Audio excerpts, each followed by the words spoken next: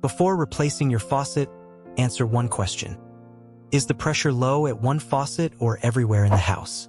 That single comparison can eliminate half the possible causes. Turn on another sink or shower. If every fixture is weak, the faucet probably isn't responsible. Confirm that the main water valve is fully open. Whole house pressure loss can also come from a failing pressure regulator, hidden leak, corroded pipe, or temporary problem with the local supply.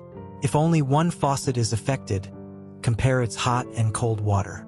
Strong cold water but weak hot water points to the hot side shutoff valve, supply hose, or inlet. If only the cold side is weak, inspect that side instead. Make sure the valve is open and the hose isn't kinked or crushed. Are both sides equally weak? Remove the aerator from the end of the spout and briefly run the faucet. Strong flow without it means sediment or mineral deposits have blocked the screen. Clean the aerator with white vinegar and a soft brush. Then reinstall its pieces in the same order. If both sides remain weak even without the aerator, the cartridge or faucet inlet may be restricted.